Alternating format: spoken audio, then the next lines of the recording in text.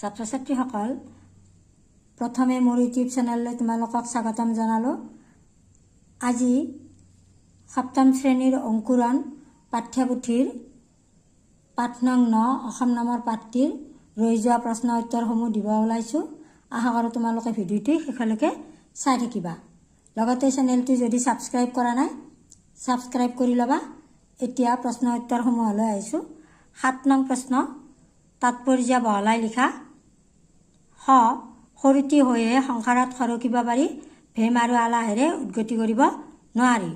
উত্তৰত লিখিবা, উক্ত কথাষাৰিৰ দ্বাৰা মানুহে কেনেদৰে জীৱনত উন্নতি কৰিব পাৰে তাকে দেখুওৱা বা বুজোৱা হৈছে। মানুহৰ জীৱনত বহুতো ঘাত প্ৰতিঘাত শলাবামা আছে। ইয়াক অতিক্ৰম কৰি সংসাৰত আগবাঢ়ি যাবলৈ হ'লে আমি নিজৰ মাজত থকা ভেম অহংকাৰ ত্যাগ কৰি নিজকে অতি ক্ষুদ্ৰ ৰূপত বা সৰু ৰূপত প্ৰকাশ কৰিব লাগিব। ভেম অহংকাৰ আদিক গুৰুত্ব দিলে কোনেও সংসাৰত উদ্গতি কৰিব নোৱাৰে। ভেম অহংকাৰ আদিয়ে মানুহক উন্নতিৰ পথত আগবাঢ়ি যোৱাত বাধা প্ৰদান কৰে। তাৰপিছত 8 নম্বৰ প্ৰশ্ন, অসম পাঠটিৰ পৰা তলৰ শব্দবোৰৰ বিপৰীত অৰ্থ বুজোৱা শব্দবোৰ বাছি উলিয়াই লিখা। মই লিখি দিছোঁ। পৰাধীন স্বাধীন, অসন্তোষ সন্তোষ, বিদেশ দেশ, অনুচিত উচিত, নিৰানন্দ আনন্দ, বৰ্জন গ্ৰহণ। 9 নম্বৰত আছে সন্ধি গঠন কৰা আৰু ভাঙা। গঠন কৰিও দিছোঁ, ভাঙিও দিছোঁ। যথা যোগ অৰ্থ যথাৰ্থ, বিদ্যা যোগ আলয় বিদ্যালয়, উদ্যোগ গতি উদ্গতি, উদ্যোগ যাপন উদযাপন। তাৰপিছত এইখিনি ভাঙি দিছোঁ। দেৱালয় দেৱ যোগ আলয়, নৰেন্দ্ৰ নৰ যোগ ইন্দ্ৰ, উন্নতি উদ্যোগ নতি, উদ্ভৱ উদ্যোগ ভৱ। তাৰপিছত 10 নম্বৰ প্ৰশ্ন, তলৰ শব্দকেইটাৰে একোটাকৈ বাক্য সাজা। অসম জনমভূমি, জনজাত, অনুসন্ধান, সংগ্ৰহ, সংসাৰ, ক্ষুদ্ৰ। মই বাক্যকেইটা সাজি দিছোঁ। অসম, আমাৰ ৰাজ্যখনৰ নাম অসম। জনমভূমি, আমাৰ জনমভূমি অসম বিভিন্ন জাতি জনজাতিৰ মিলনভূমি। জনজাত, আহোমসকলৰ দিনতে আমাৰ ৰাজ্যখনৰ নাম অসম বুলি জনজাত হ'ল।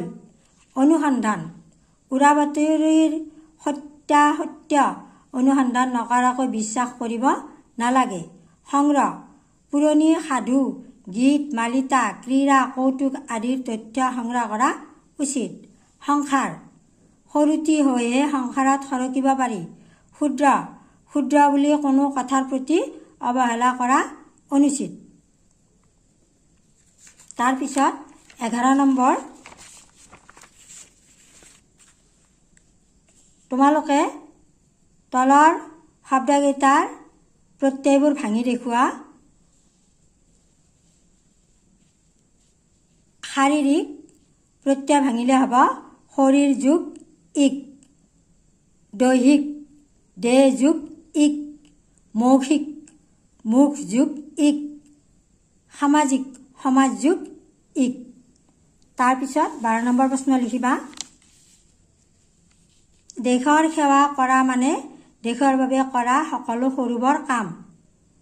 তোমালোকে বিদ্যালয়ৰ ছাত্ৰ ছাত্ৰী হিচাপে কেনেদৰে দেশৰ সেৱা কৰিবা তোমালোকক মই লিখি দিছোঁ। তোমালোকে অন্য ধৰণেও লিখিব পাৰিবা। উত্তৰ, বিদ্যালয়ৰ ছাত্ৰ ছাত্ৰী হিচাপে আমি বিভিন্ন ধৰণৰ কাম কৰি দেশৰ সেৱা কৰিব পাৰোঁ। পৰিৱেশ প্ৰদূষণ প্ৰতিৰোধ কৰাৰ বাবে সজাগতা আনিবলৈ ৰাইজৰ মাজত সভা সমিতি অনুষ্ঠিত কৰিব পাৰোঁ। বৃক্ষৰোপণ কাৰ্যসূচী গ্ৰহণ কৰিব পাৰোঁ। দুৰ্ঘটনা ৰোধ কৰিবলৈ বাটৰ নাট প্ৰদৰ্শন কৰিব পাৰোঁ।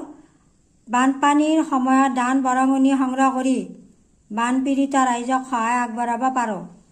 সৰু ল'ৰা ছোৱালীক চৰিত্ৰ গঠনৰ বাবে প্ৰয়োজনীয় নীতি শিক্ষা দিব পাৰোঁ।